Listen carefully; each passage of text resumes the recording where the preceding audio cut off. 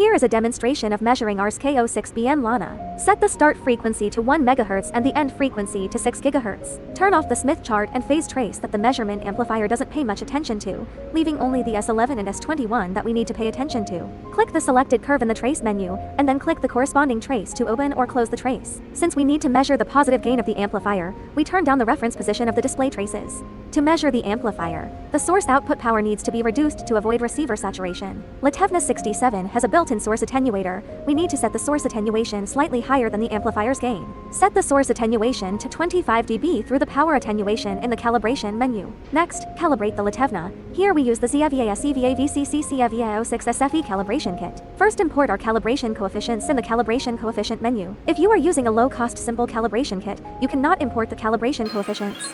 Next, we will connect the calibration pieces in sequence according to the menu order, and press the corresponding calibration menu on the screen. Be sure to tighten the calibration piece when calibrating. It is recommended to use a torque wrench to tighten the calibration kit. After the calibration is completed, click Done in the menu to apply the calibration. At the same time, you can save the calibration status in the Save menu that pops up for the next test call. Now connect our amplifier under test, which also needs to be tightened. After tightening, the gain trace of the amplifier and the return loss of the input port are displayed on the screen.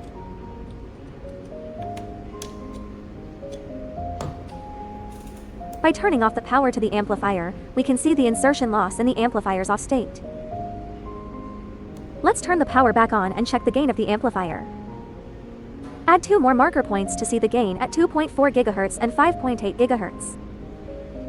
This concludes the amplifier test demonstration, but if you look closely at the gain trace, you will notice a wavy pattern at higher frequency gains. However, the gain trace of the amplifier we published is relatively flat, and we will further analyze it in a follow-up video.